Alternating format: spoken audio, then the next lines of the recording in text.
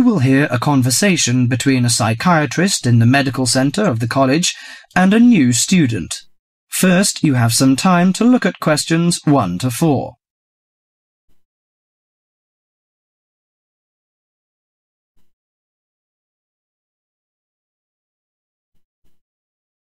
Now listen carefully to the conversation and answer questions 1 to 4.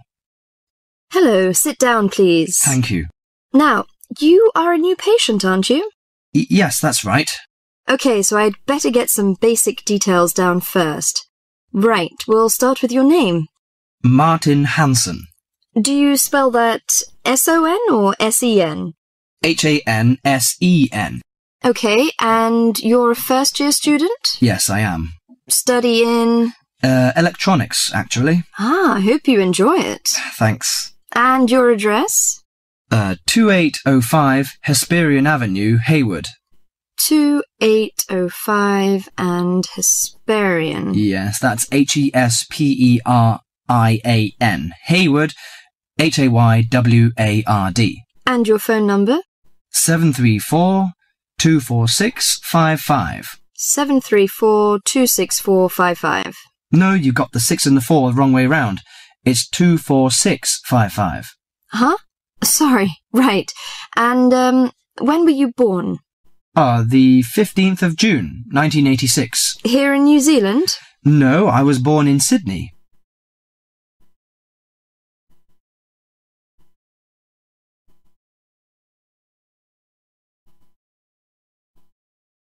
Before you hear the rest of the conversation, you have some time to look at questions 5 to 10.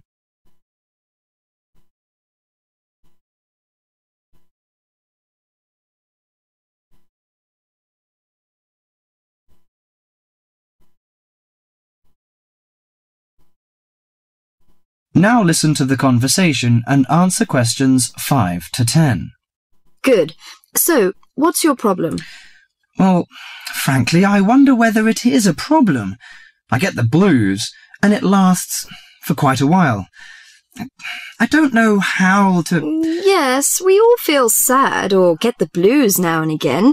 Generally, our sadness lessens in time, and with the support of friends. However, if the depression leads to difficulty in thinking and greatly disrupts your daily routine, it can be evidence of a psychiatric problem. What do you feel exactly? I always feel sad and worthless. I find it hard to fall asleep and wake up early in the morning. How long has it lasted? Nearly half a month. Do you feel fatigue or loss of energy? Or you may have lost interest or pleasure in usual activities? Yes, sometimes. At first I thought I could overcome it by myself, but I failed. I'm so glad that you came here. It seems that you are suffering mild depression from your symptoms. Depression? Yes, I feel depressed sometimes. But why would I... Depression may occur as a result of biochemical changes in the body. Alcohol, amphetamines, cocaine, and LSD can bring on depression. Those who have a family history of depression usually have a greater risk of depression. Sometimes the worrying changes in life can lead to depression. I see. I had a really bad breakup of a love relationship. It makes me feel hopeless. Do you think I need some treatment? Yes. Antidepressant medications are often used to treat depression, if it is serious. But I don't suggest them at first because of the side effects. I suggest psychotherapy, which can give you support and help you regain control. So do I need to come here every day? No, I will arrange counselling sessions for you, which will last 12 to 20 weeks. You come here once or twice each week. The psychotherapy is directed at helping you gain insight and understanding about events in your life, which may have contributed to your depression. With growing insight, you can often learn more effective ways of coping with your feelings and changing your behaviour. What can I do to take care of myself? Well, at first you should do some physical exercises on a regular basis, at least 3 times a week. How is your food? Do you eat well? Yes, I think so. I eat at my homestay family. Good. Find a hobby or a positive recreational activity to participate in once or twice a week. I know it's difficult for you, though. When you feel it's hard to overcome the depression, come to the counselling session. Remember, ask for help if the load is too heavy to handle. Yes, I'll try. So, when will my counselling session begin? I'm going to arrange that for you. That is the end of section 1.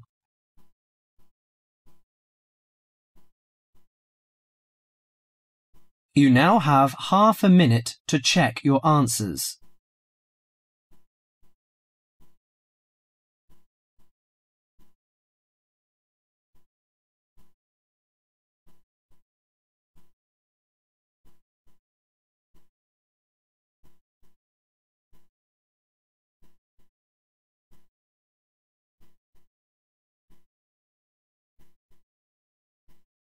Section 2. You are going to hear a radio interview about giving up smoking. First, look at questions 11 to 13.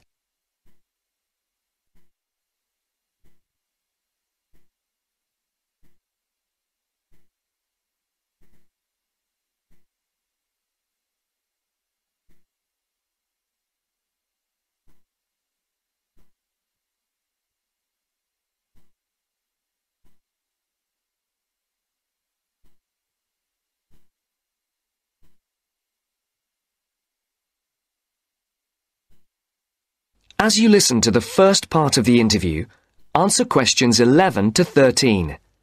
For these questions, there are 4 alternatives: A, B, C, and D. Decide which alternative is the most suitable answer and circle the correct letter. And now, let's hear what Mr. Gold has to say about kicking the habit of smoking. It was connected with wanting to change your life and your desire to become an actor. Is that right, Mr. Gold? Yes. So, can you tell our listeners a bit more about how you managed to give up? Well, I enrolled on a variety of evening courses where I found I wasn't able to do the warm-up sessions. Bending down to touch my toes made me breathless. Even though I hated to admit it, the problem wasn't so much my sitting around all the time, but my 15 to 20 a day smoking habit. If I'd been able to limit myself to 3 or 4 cigarettes a day, there'd have been no problem, but I was seriously addicted.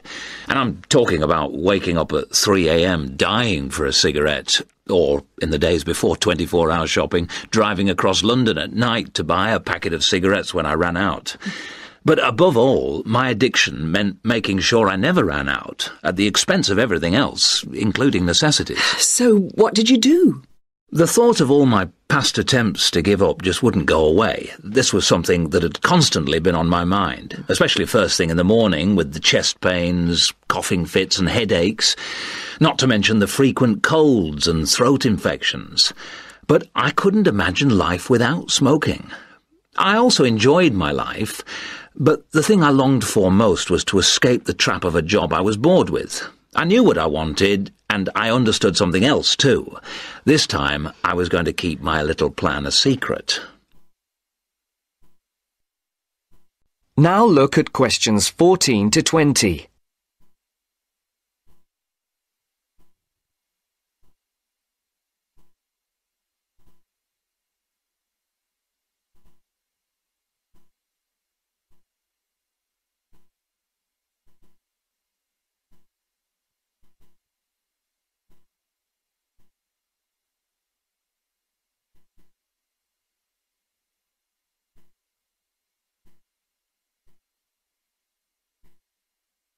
As the interview continues, complete the sentences. Write no more than 3 words for each answer. On the 1st of July, I managed to get through 24 hours without a single cigarette. The next day, I got to 48 hours. Then I aimed for 100, 500, 1,000. Easy. It was my own little private game, and I was winning it. If anyone mentioned they hadn't seen me smoking, I simply said I was cutting down. I had to be sure of success. Eventually, a month passed, and I felt safe enough to come out. I'd lost count of the number of hours I'd gone without a cigarette. All I suffered was a couple of bad headaches, and then I was set for my most healthy year ever. Not one single cold for over 12 months. I now realise that the secret of my success was to look upon this as an exciting adventure, a way of helping me to become an actor. And because nobody knew what I was up to, I never once feared the accusation of having no willpower if I failed. With the right attitude, the whole thing turned out to be a lot easier than expected. I finally did get into much better physical shape, go to drama school, and become a professional actor. Very interesting indeed. I'm sure we all wish we had Mr. Gould's determination. Well, thank you very much, Mr. Gould. And I hope our listeners will learn from the experience you and our other guests have talked to us about today, and perhaps find their own road to success. That's the end of section 2. You now have half a minute to check your answers.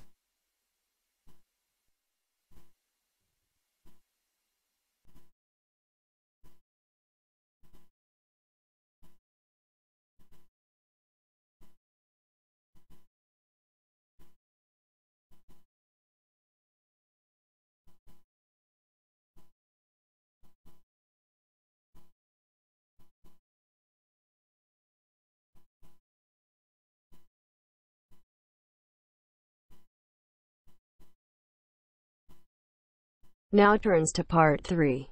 Part 3. You will hear a group of students, Henry, Joe, Nancy, and Gordon, discussing changes to their work experience placement arrangements. First, you have some time to look at questions 21 to 26.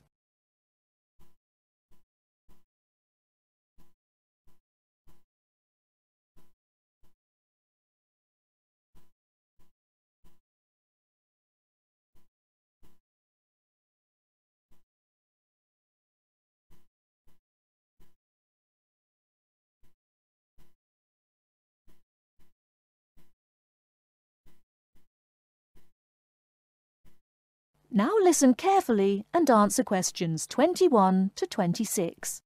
Look, there's the notice that Professor Jones told us he'd be putting up confirming the details of our work experience placements. But I thought that was already arranged. No, he said he'd have to check with the companies that the days we preferred were okay for them. Let's see if any have changed. Teresa's not here today, but her name's first. It says the Uni Bookshop, Friday mornings starting on the 23rd of March. So nothing's changed. I'll let her know. What about Manuel? He's not here either. Is he still going to the music store in the High Street? If it's mainly music, yes, he's still down for that on Friday afternoons starting on the 9th. The day's different. It's changed from Tuesday mornings, but that's okay. I'll tell him. He'll really enjoy listening to music all day. Now, where's my name? Henry. Here it is. I'm going to the beauty shop, and I said I preferred Thursday afternoons. Oh, good, that seems okay. And my start date hasn't changed either. Joe, what day did you opt for? I'm going to Highway Hotels on Monday mornings. Yes, that's okay. And starting on Monday the 12th of March. Oh, has that been changed? Okay, I was scheduled to start the week before. I'll just make a note of that. What about me, Henry? Have I still got the Explore travel service on Wednesday mornings? Just a minute. Where's your name? Let's see. Nancy. Okay, here it is. Explore travel on Wednesdays, yes, but afternoons, and starting date is Wednesday the 14th of March. Has the date changed? No, not the date, just the time, which is fine. I'll get to sleep in. You lazy thing, Nancy. Chris's name is next on the list. Gorgeous Gowns Fashions. What a name. Yes, it sounds good, doesn't it? I'm hoping he'll bring me some free samples. So, has he still got Wednesday mornings? Yes, Wednesday mornings starting on the 14th of March. OK, I'll tell him when I see him tonight that his arrangements haven't changed. Gordon, what about you? I chose that software company that makes computer games. I can't remember its name, but I asked for Tuesday afternoons. Oh, yes. Here it is. Games to go on Wednesday mornings. There's a note here saying they have their weekly staff meetings on Tuesday afternoons, so that wouldn't be much use to you. That's why they've changed it to Wednesdays, starting on the 21st of March, so you can see their working setup. OK, I'm glad they've changed it. I don't think I'd want to sit through a meeting every week. Before the conversation continues, you have some time to look at questions 27 to 30.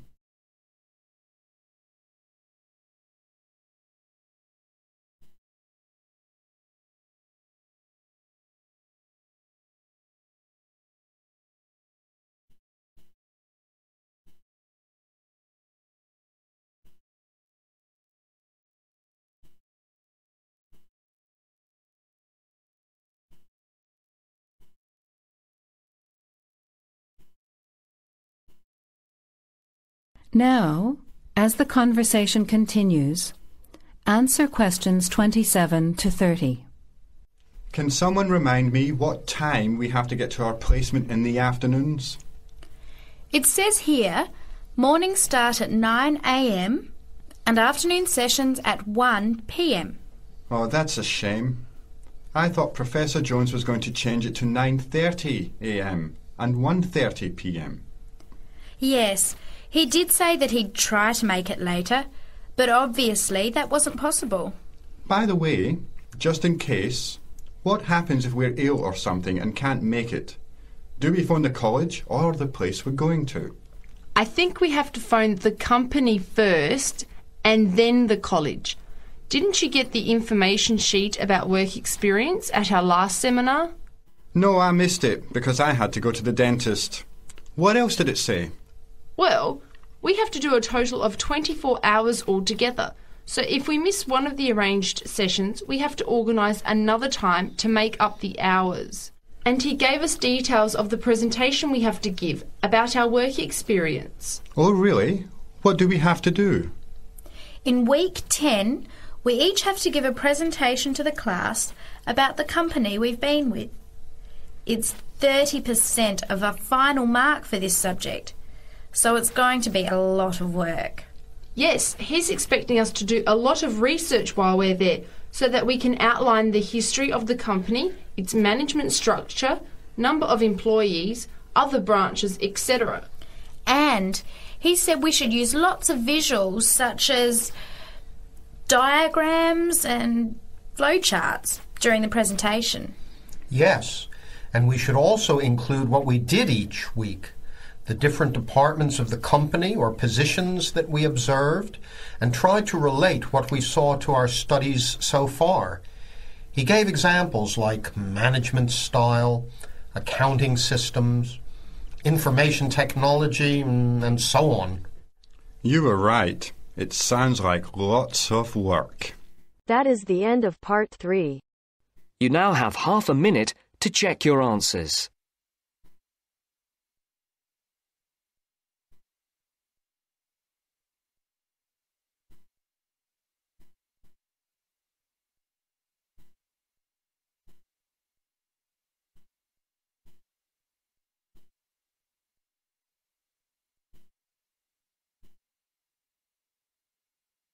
Now turns to part 4.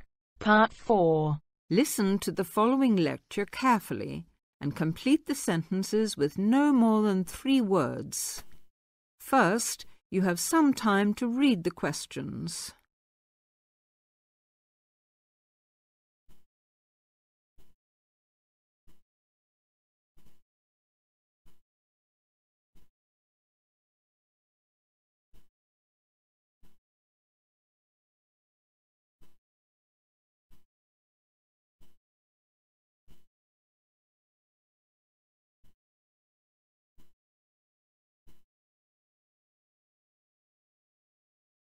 Now, listen to the lecture. These days, we know a lot about contaminated air, contaminated water, and so on. We know that smoke, chemical substances, and dust particles pollute our environment. We're not so familiar with the concept of pollution from noise, and especially with its psychological effects. Generally, the physical effects are not surprising. Partial or complete deafness can result from excessive noises, airports, some factories, even some discos. But did you know that it's possible to kill a person with the right or wrong noise? Psychologists now believe that noise has a considerable effect on people's attitudes and behaviour. Experiments have proved that in noisy situations, even temporary ones, people behave more irritably and less cooperatively. In more permanent noisy situations, many people cannot work hard, and they suffer from severe anxiety and instability, as well as other psychological problems. However, psychologists distinguish between sound and noise. Sound is measured physically in decibels. Noise cannot be measured in the same way because it refers to the psychological effect of sound, and its level of intensity depends on the situation. Thus, for passengers at an airport who expect to hear aeroplanes taking off and landing, there may be a lot of sound, but not much noise. That is, they're not bothered by the noise. By contrast, if you're at a concert and two people behind you are whispering, you feel they're talking noisily, even if there is not much sound. You notice the noise because it affects you psychologically. Both sound and noise can have negative effects, but what is important is if the person has control over the sound. People walking down the street with stereo earphones listening to music that they enjoy are receiving a lot of decibels of sound, but they're probably happy hearing sounds which they control. On the other hand, people in the street without stereo earphones must tolerate a lot of noise which they have no control over.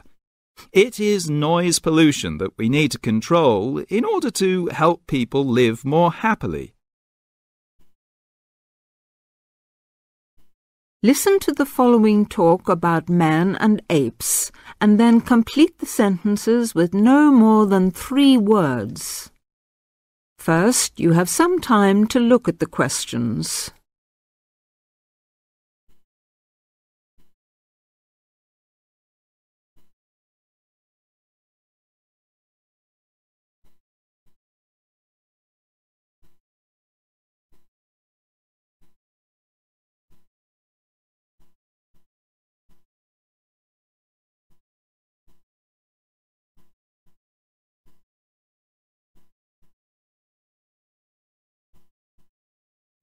Now, listen to the talk and answer questions 1 to 6. Man has always been interested in apes because they're at the same time so like him and so unlike him. In their basic anatomy or body structure, they are very similar, and for this reason they are both classified as primates, the highest form of animal.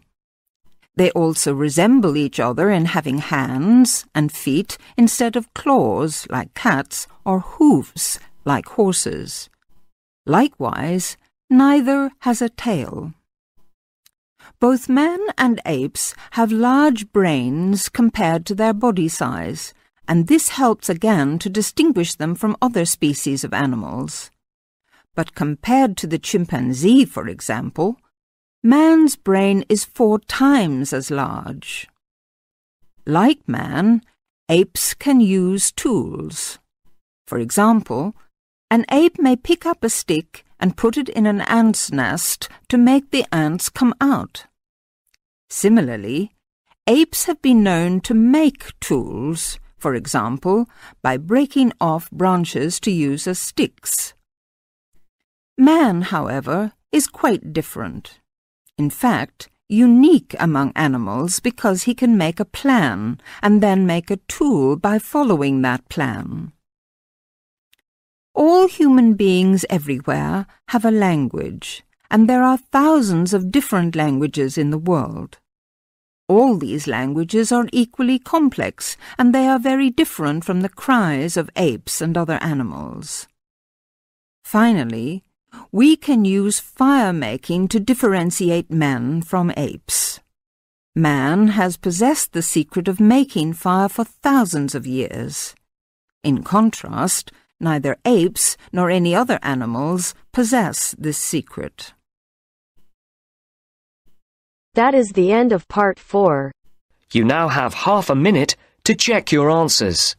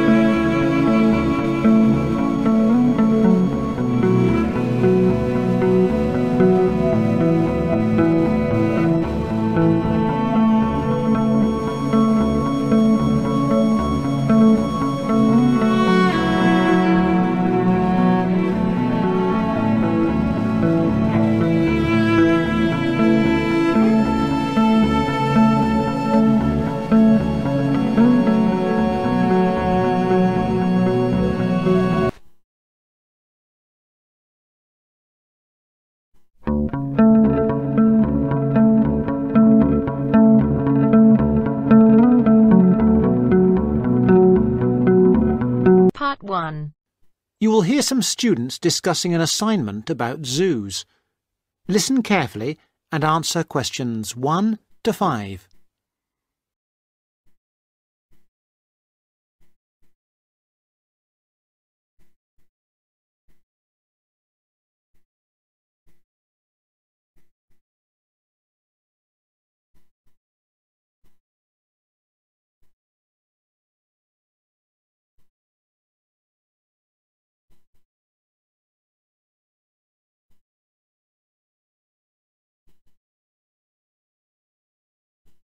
Hello, Brenda. How are you doing? Fine. I've just come over to talk about this assignment on the function of zoos. Oh, hello, Charles. Hello, Brenda. That's good. I've just been in the library looking at some stuff. I think Adrian's been on the web. Yes, I have. Well, that's great. What have you found out about zoos?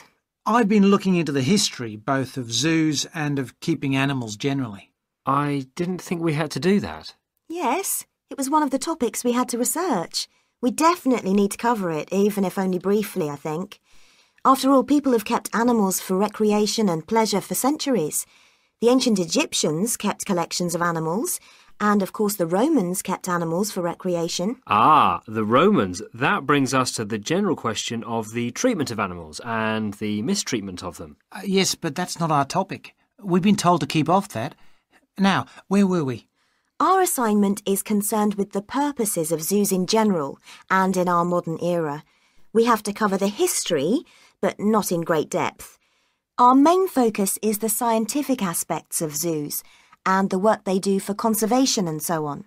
We mustn't forget the question of who pays for them. Zoos are hugely expensive places to run nowadays. There are the costs of feeding the animals, obviously, and security for the animals and the public. What happens if they escaped and so on? We have to ask what benefits we get from this. Adrian, I don't think you'll find we have to do that kind of thing at all. But I've been looking into all that and the social benefits of zoos. What I mean is, that's not part of this assignment. All this financial and safety stuff is not necessary. We should stick to their purposes.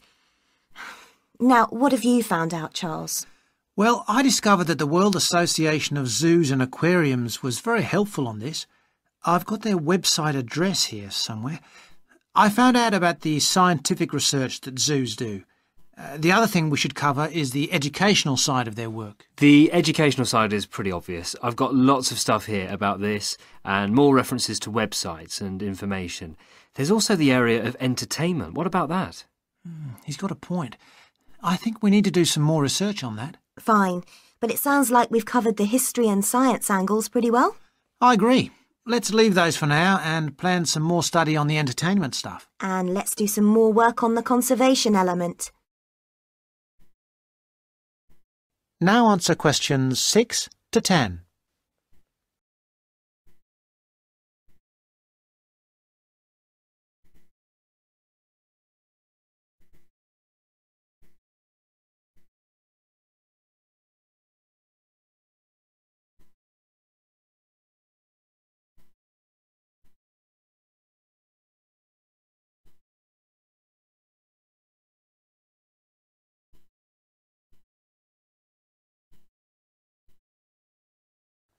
Now answer questions 6 to 10. Oh yes, the Arabian oryx is a classic case. The what? The Arabian oryx. It's like a deer, but white. That is, it has a white body, but brown legs, and long curved horns. It normally lives in the hot desert in the Arabian Peninsula. Anyway, in the 70s, the population declined, and in 1972, the last wild oryx was shot and it became extinct in the wild. There were a few left in zoos in the United States where there was a captive breeding program. This was so successful that in 1982, a small population was reintroduced into the wild. Hunting of wild animals was made illegal, and there are now about 300 in Oman. Oh. Although there was a big problem there, I believe. The population went up to about 450 in the 90s, and then illegal hunting did take place. The population crashed again, and the programs had to be restarted. But that's been successful, and there are now, I believe, as you say, several hundred in the wild. This is all available on the websites that Adrian has noted. There was a similar program in Saudi Arabia, and I think there are hundreds in the desert there now. We can use that as a definite success story. And what have you found out? Yes, what have you come up with? I'm going to the library now. Good. That is the end of part 1.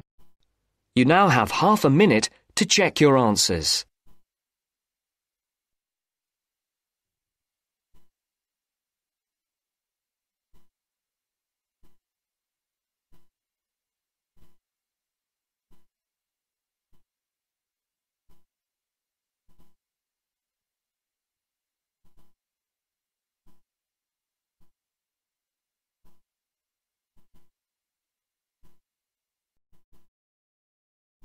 Now turns to part 2. Part 2. You'll hear a lecturer talking to students about a printing process. First, you have some time to look at questions 11 to 15.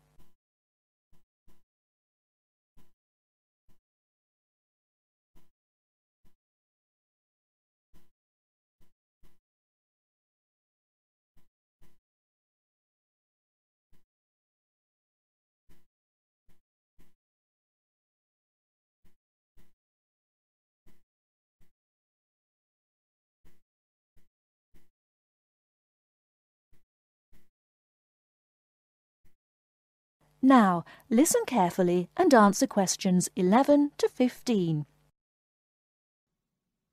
As I've made clear in earlier lectures, many different solutions have been proposed to the basic technological problem of getting meaningful marks onto paper. In other words, several different forms of printing have developed over the years, many of which are still in use today for different purposes. This week, I'd like to discuss the rotogravure process. This is one of the most widely used printing processes, and after describing how the process works, I'll be describing some of its industrial uses and the advantages and disadvantages of this form of printing.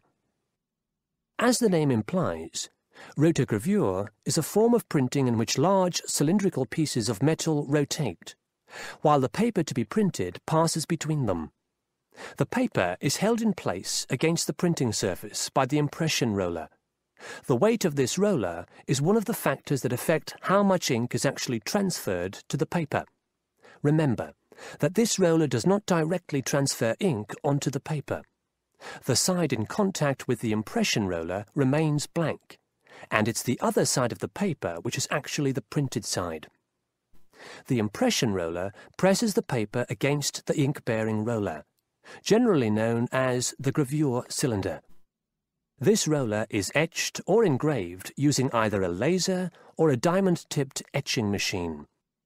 This creates a large number of tiny holes in the surface of the roller which hold the ink. The depth and size of these holes determines how much ink is picked up from the ink fountain, which the whole printing assembly rests in. How much ink is picked up, in turn, determines the density of the image produced. As it rotates, the lower roller picks up more ink on its surface than is required, and this needs to be removed before contact with the paper. A flat edge, called the doctor blade, scrapes against the surface and removes all ink which is not in one of the holes on the surface of the lower roller. This should lead to a clean image. Before you hear the rest of the talk, you have some time to look at questions 16 to 20.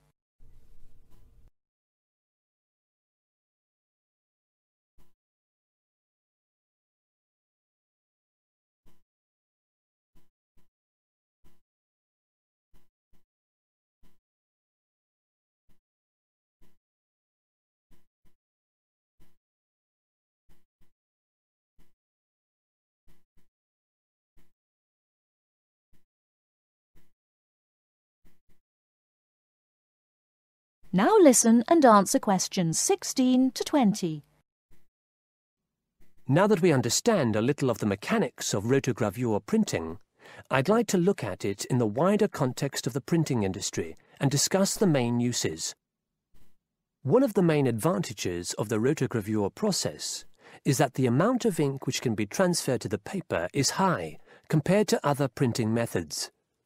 This means that a broad density range can be produced. In other words, with rotogravure, it's possible to produce many different light and dark shades, making it particularly suitable for reproducing photographs and fine art. For shorter print runs, some other processes may give a finer image, but rotogravure is ideal for jobs that involve printing, for example, 1,000,000 magazines. One common place where you'll see printed matter that has been produced by rotogravure is in the advertising material that is often inserted into Sunday newspapers. Of course, it's not just paper that can be printed by rotogravure. It's a very flexible process, since the rollers used can be made to any size required.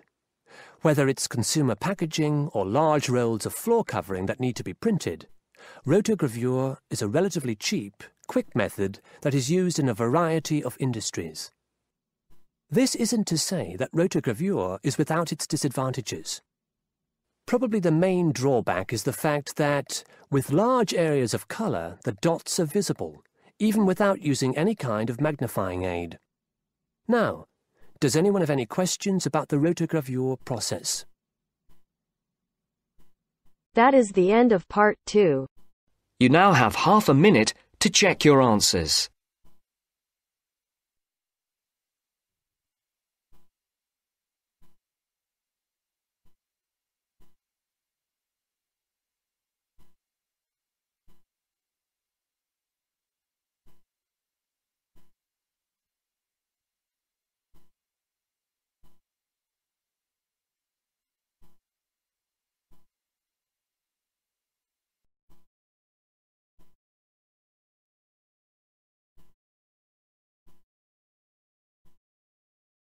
Section 3.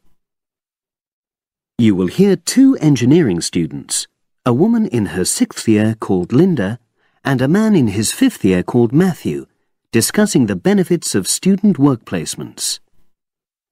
Before you listen, you have some time to look at questions 21 to 26.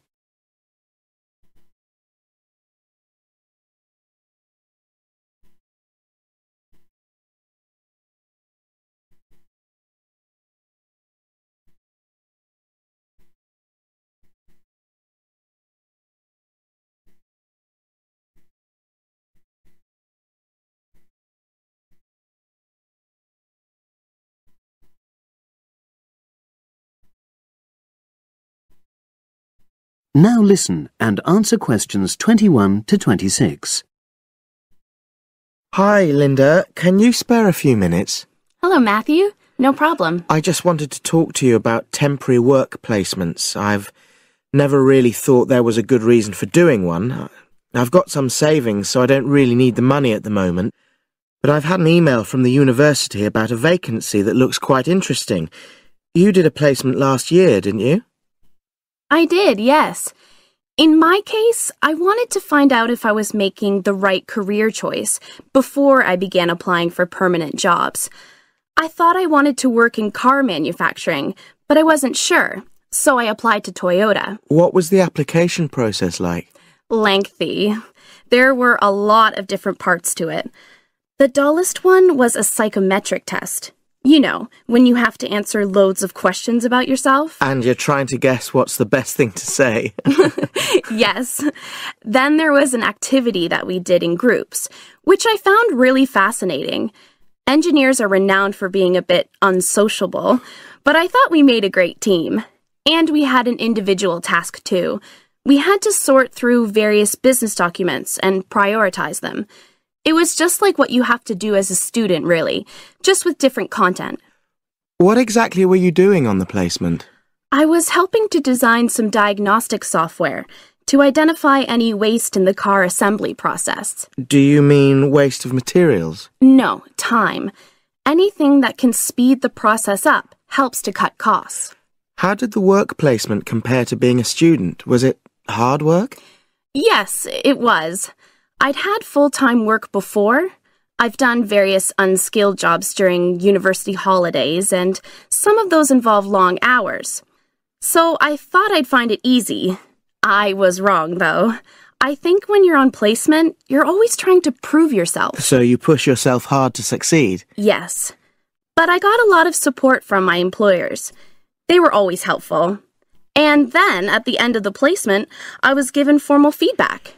Do you mean on your engineering ability? Well, no. I didn't really need that because we had team meetings every other day. And so I had the chance to discuss technical issues and ask about anything that wasn't clear. The evaluation was about general workplace things, like organizational ability, initiative, that sort of thing. I get the impression you think you benefited from the placement. Well, the best thing is that they've offered me a job for next year. Depending on my exam results, of course, but still. A permanent one? Yes. But apart from that, I learned so much. The industrial environment was much more demanding than the academic one, so my general skills improved, like time management, meeting deadlines. And on the technical side, I learned new software packages, like MS Project. Well, I think you've convinced me that work placements are worthwhile, but while you're here, can you give me advice on something else? Before you hear the rest of the conversation, you have some time to look at questions 27 to 30.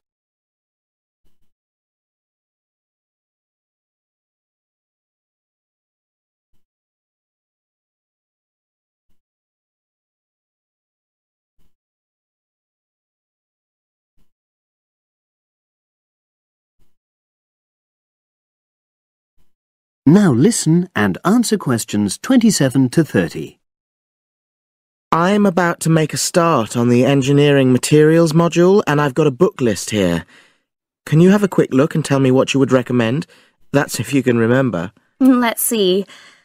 I do remember some of them.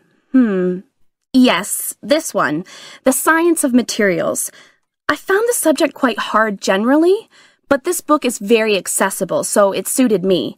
It doesn't cover everything, though. What about this one, then? Materials engineering. Oh, yes. I do remember that.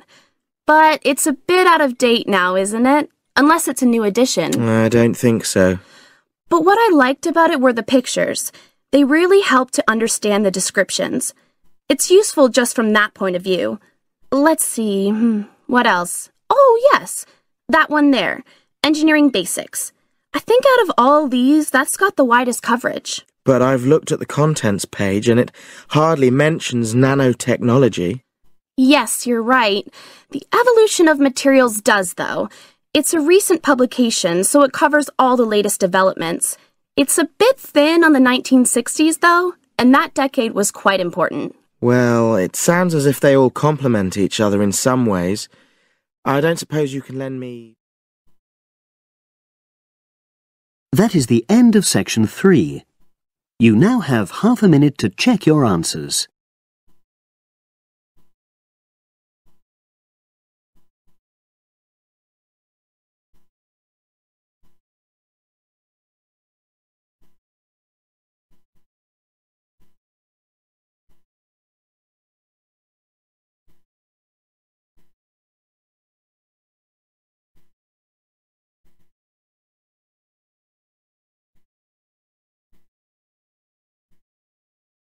Section 4. In this section, you'll hear an introduction about the tutorial courses of the physics school. First, you have some time to look at questions 31 to 40.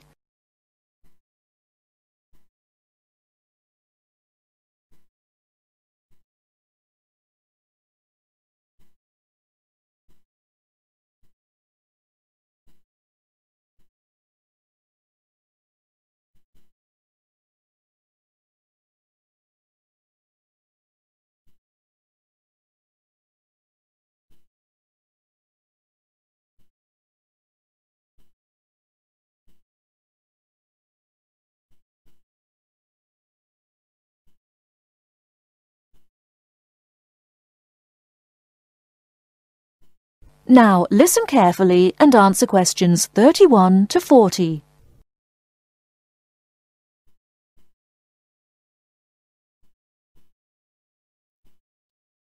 Welcome to Orientation Week. This is the Physics School session, and we'll welcome Professor Smith, the head of the school, to introduce you to the tutorial system. Welcome, Professor Smith.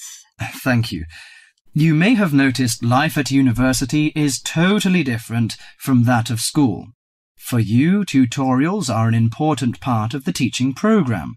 Tutors are the primary contact between undergraduate students and the school. A tutor is the student's personal tutor as well as their academic tutor. Tutorials for physics undergraduates consist of 6 students who meet each week with their tutor for at least 50 minutes. For radiographer students, tutorials will normally consist of a group of about 10 students who will meet fortnightly with their tutor for a period of at least 50 minutes. In the first semester, the tutorials are during weeks 1 to 11. For semester 2, they are during weeks 14 to 24. Everybody involved is expected to be present and on time, and the tutor will also be available in week 12 and 25 to discuss problems that arise during revision, but attendance by students is optional. Now I'm going to introduce to you the stages and activities of the tutorials. The induction period is from week 1 to 3. I know that a significant minority of you experience culture shock during your first few months at university, and the important function of this stage is to identify students who are having difficulty integrating into the academic program. In particular, tutors should check your attendance of lectures, tutorials, laboratory sessions, and this sort of things. Tutors also help you tackle work in a systematic and effective manner.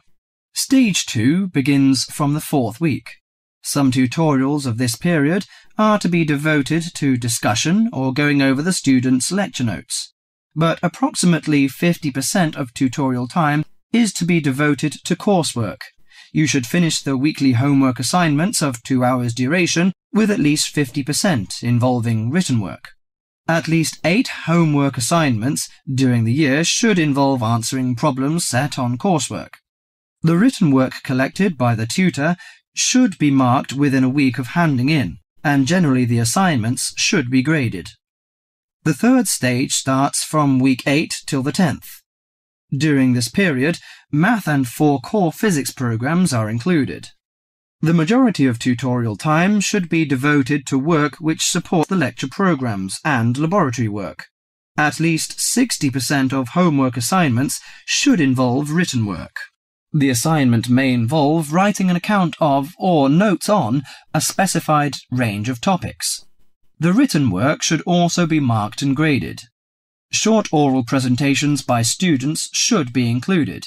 They are possibly on general physics topics or essays.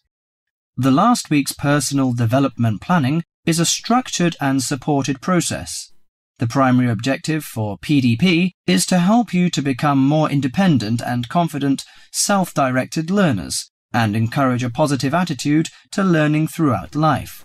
It is undertaken by yourselves to reflect upon their own learning, performance and achievement, and to plan for their personal, educational and career development.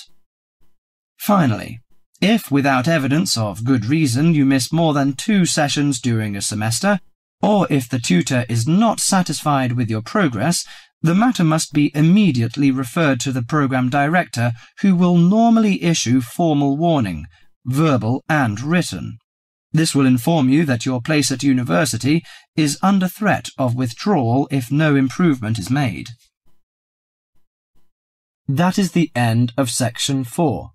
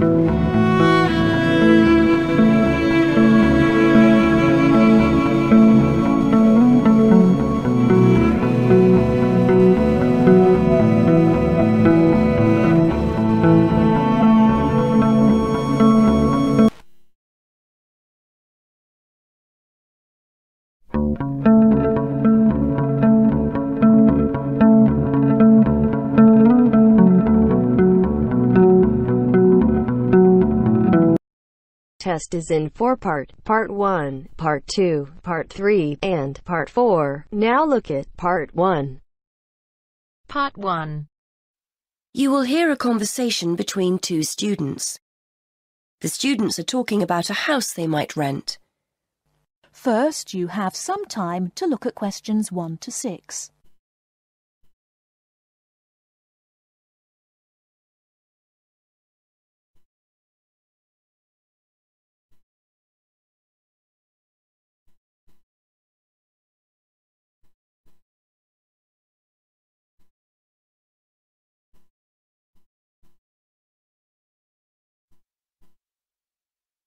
Hi, Jason.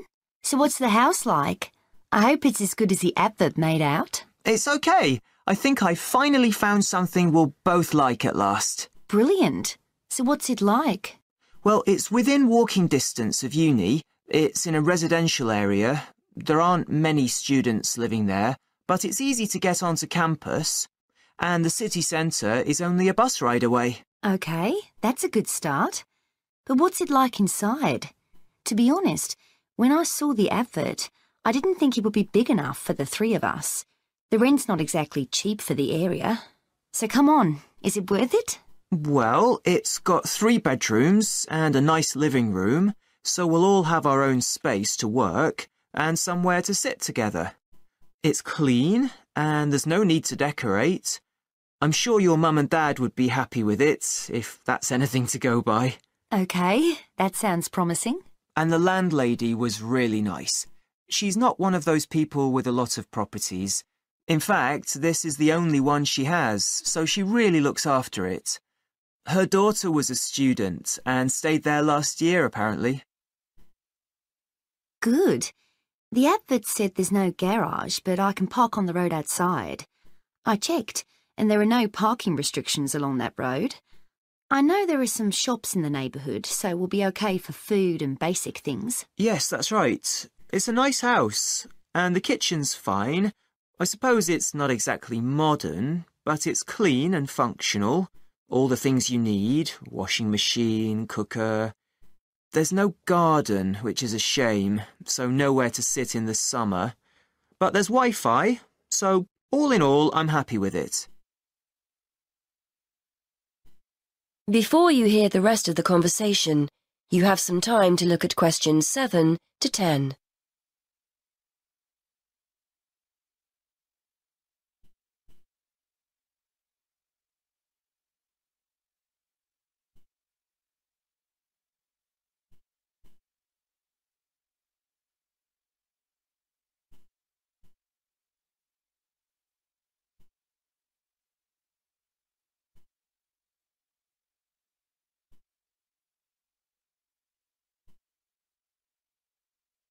Now listen and answer questions 7 to 10.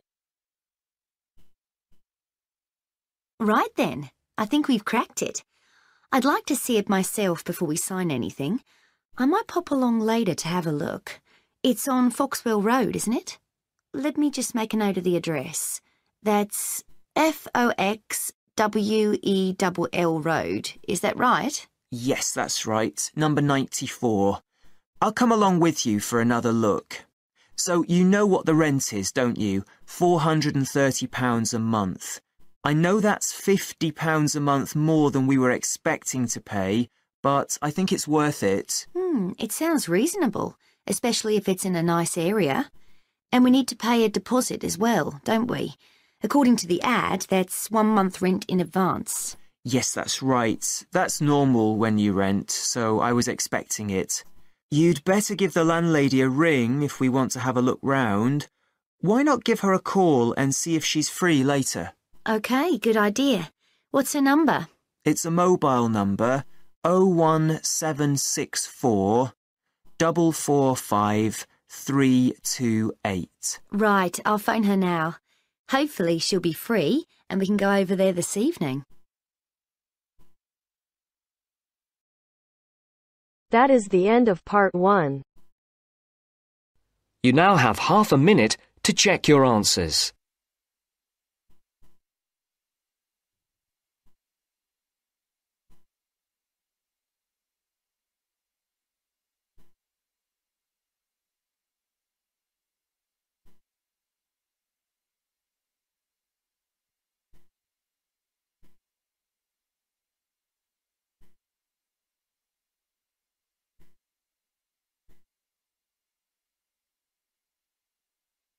Now turns to part 2. Part 2. You will hear a man talking about areas for growing vegetables in towns called allotments. First, you have some time to look at questions 11 to 17.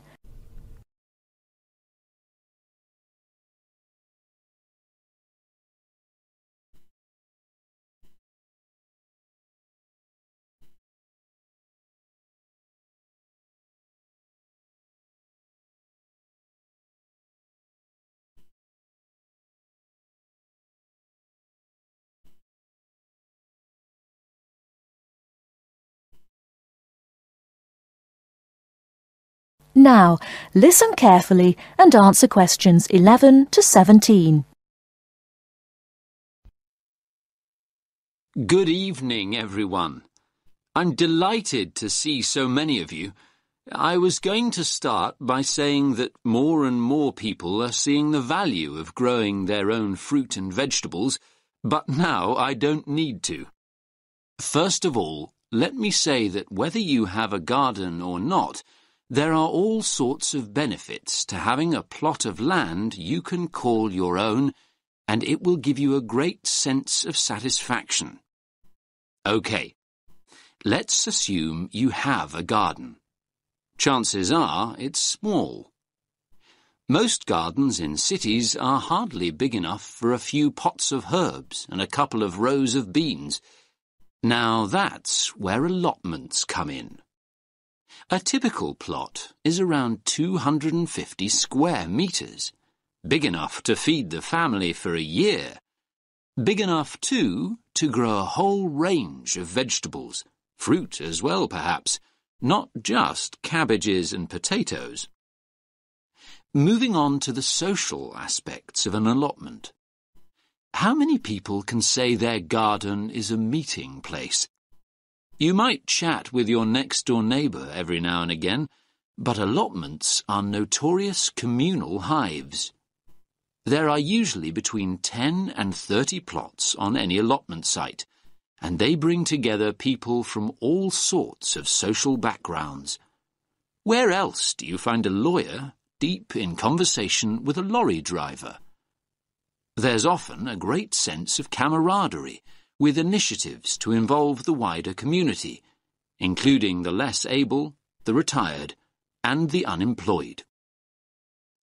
In urban areas nowadays, people may have a tiny yard or a balcony, but it's not a garden. An allotment is a huge recreational asset for anyone in that situation. First of all, there's the exercise.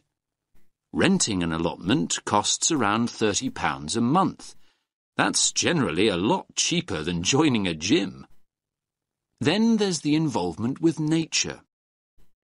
Watching seeds grow into mature plants gives so much pleasure and such a sense of achievement. Spending time outside in the fresh air boosts our mental as well as physical well-being. And one more thing. Don't forget allotments are also an enormous benefit to the environment. They provide invaluable green space in our ever more clogged-up towns and cities, making them more sustainable and appealing to live in. These spaces provide a habitat for wild plants, birds, insects, and occasionally bigger animals. What's more, locally grown food doesn't have to be transported long distances, and that helps to reduce road traffic and hence pollution. Now, food. A subject we all like talking about, because the main appeal of an allotment is obviously taking home all the freshly picked vegetables and fruit. So why is Grow Your Own so good? Well, to start with, there's the superior flavour. Food you've grown yourself tastes infinitely better than anything bought in the supermarket because it will be super fresh. Another point in its favour is the range. These days, gardeners are growing an amazing variety of vegetables on their allotments.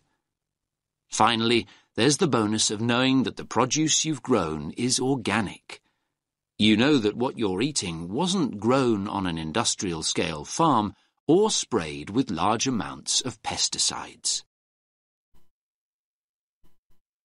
Now you have some time to look at questions 18 to 20.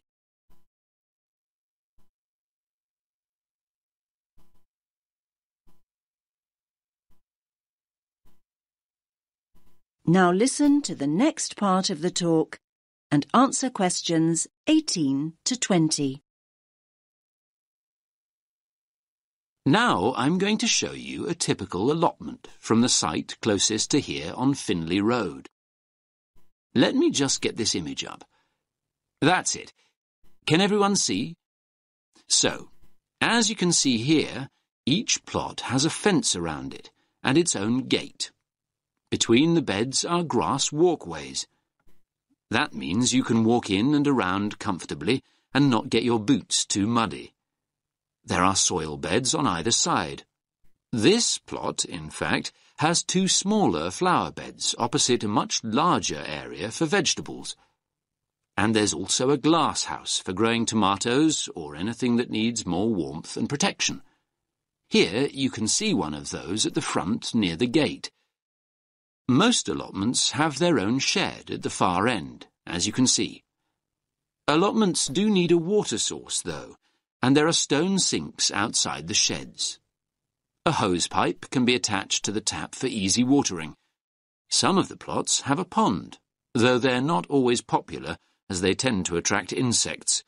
And this plot has a compost bin at the end opposite the shed for recycling organic waste. Right, so how to go about getting an allotment? That is the end of part 2. You now have half a minute to check your answers.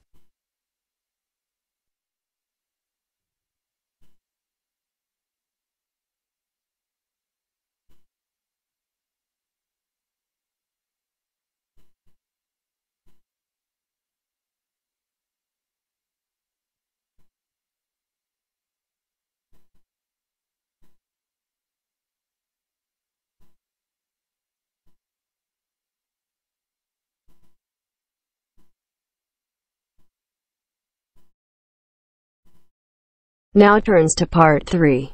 Part 3. We'll hear a talk given by a lecturer to a group of civil engineering students on the reed bed system for sewage treatment. First, you have some time to look at questions 21 to 24.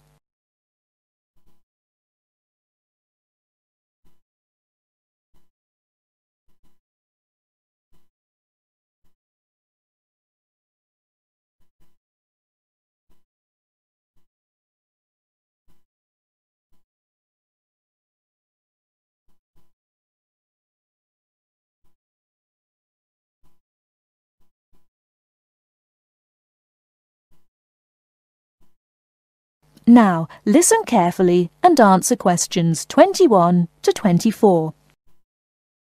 Thank you for inviting me to speak to you today about what is now called the reed bed sewage treatment system. This system uses naturally occurring reeds to treat domestic and industrial waste. It's an environmentally friendly alternative to normal systems. You all know what reeds are like, don't you? Those tall plants with hollow stems that grow in wet places, like marshes, for example. Here's how the system works. First of all, an artificial marsh is created. To do this, holes are dug about 1 metre deep and usually rectangular in shape. They are then lined with clay or plastic, and the liner is covered with gravel. After that, a system of tubing is laid, with holes in it, and more gravel is added to cover that. Finally, reeds are planted in the bed. The sewage is brought to settling tanks. From there it is distributed to the roots of the reeds through the tubing. Note that the waste material enters the beds underground and remains underground. The reeds conduct oxygen very efficiently through their stems to the roots system. Here, bacteria work to reduce the waste material to basic elements. What comes out of the artificial marsh is water that has been cleaned through a natural process. The purified water leaves the reed bed through a simple outflow pipe. The water that comes out has to be tested. Sometimes it's held in a pond until it evaporates or soaks into the ground. Sometimes, after testing, the water is discharged directly into streams and rivers. Before the talk continues, with questions from the students, before you hear the rest of the talk, you have some time to look at questions 25 to 30.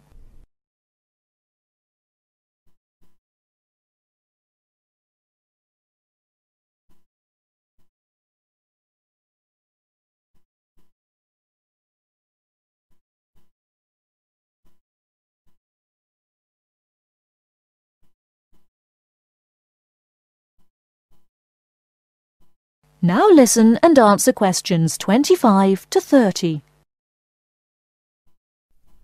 The reed bed system originated in Germany in the 1970s and installations have been built in a number of countries throughout the world. To give you an idea of the size and appearance of a reed bed installation, an area of 3 by 5 metres approximately would be adequate for a single house. It would look like a pond overgrown with reeds. There are cities with 150,000 people in Germany whose entire sewage treatment requirements are served by reed bed installations which extend for 10 to 20 hectares. There are two wonderful environmental advantages. First of all, reed bed systems are natural composters. As time passes, high-grade soil builds up in the beds. The soil can be removed and used for agricultural purposes. Soil produced from waste containing heavy metals would of course have to be tested and the toxic material removed by chemical processes. An additional advantage is that the reed bed can function exactly as a marsh, providing a healthy natural home or habitat for waterfowl and other birds, insects, reptiles and mammals. But there are practical advantages to a reed bed system over existing sewage treatment plants as well. At all levels, the cost is lower than for normal systems. Labour costs are a fraction of the costs of a conventional system. Typically, a large-scale reed bed installation will cost 10% less than a mechanical system. They require little maintenance, and unlike mechanical systems, the efficiency of reed beds increases over time. But before we go any further, you must have some questions. Maybe this sounds too good to be true. That's exactly what I wanted to ask. If these systems have so many benefits, why aren't they more popular? Why don't we see them everywhere? As I said, the technology is now almost 40 years old. Demonstration projects of all types have been built and monitored and are slowly convincing regulators of the advantages of the system. But you have to understand that regulating authorities are by nature conservative and resist change. Typically, there's a lot of opposition to these systems by manufacturers and by everyone involved in maintaining the conventional systems. Reed bed systems require fewer staff to operate, so there would be a decline in the workforce. Therefore, unions would resist the change as well. What happens to reed beds in winter? Does the efficiency decrease? The above-ground part of the plants die back in cold weather, but the roots remain alive and active, and the system continues to work just as effectively in winter. As soon as the weather warms up, new reeds appear and grow quickly. Is there a problem with mosquitoes in these ponds? Well, they're not exactly ponds with standing water. The beds look more like a field covered with long grass. The soil is moist, but not like a swamp, so there would be no more mosquitoes than in any other field. Remember, the effluent enters the beds underground and remains underground. OK, let's get into some of the technical details now, and I'll answer questions as they come up. That is the end of part 3. You now have half a minute to check your answers.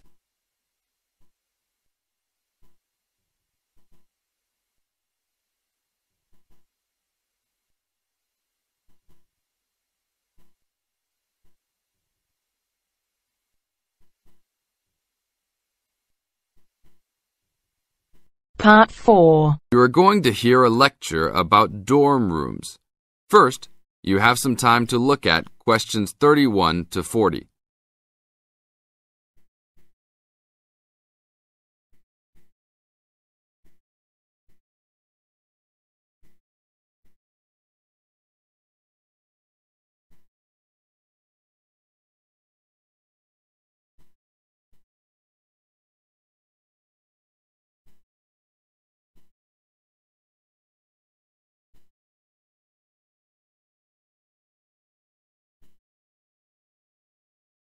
Now listen to the tape and answer questions 31 to 40.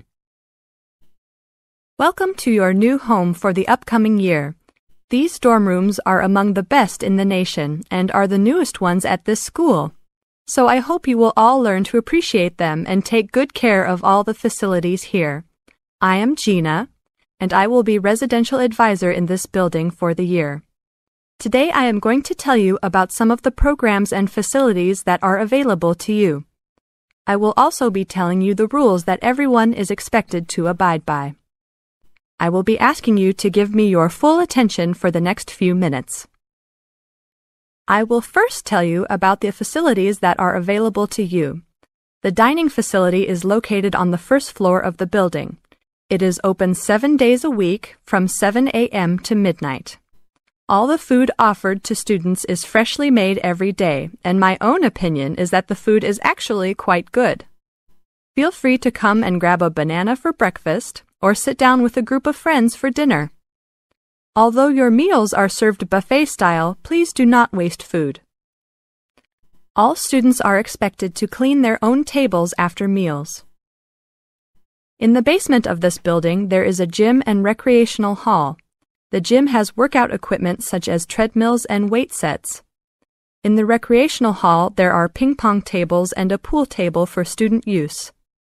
You must sign in when using this equipment, and you will be held responsible for any damages or losses. The gym and recreational hall are open daily from 10 a.m. to 10 p.m.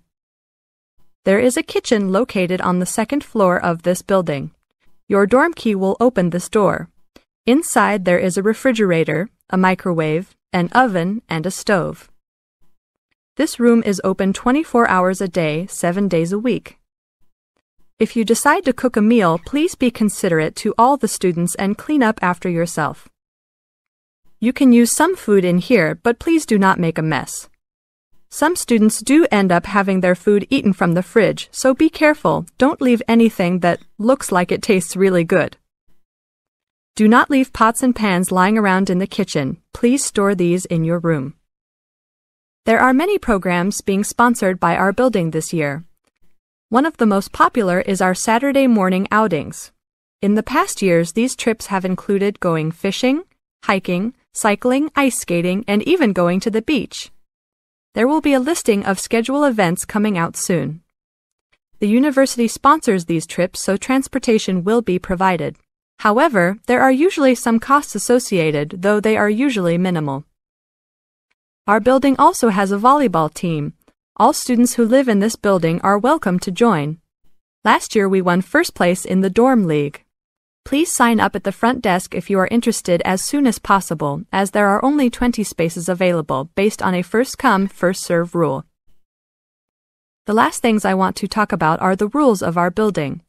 I know rules can be boring, but they are necessary to ensure the welfare of everyone living here. First, noise levels must be kept to a minimum after 11 p.m. Many students have early classes, so for those of you that have the luxury of sleeping until 10, please don't stay up late making lots of noise. Secondly, all visitors must sign in at the front door. Even if you have friends that are regular visitors, they must still always sign in. This rule is to prevent theft and robbery from occurring. Thirdly, alcohol and drugs are not permitted in this dorm in any place or at any time. Lastly, just be safe and have a great time. University is the greatest time of your life, so make the most of it. Thank you all for your attention. That is the end of part 4. You now have half a minute to check your answers.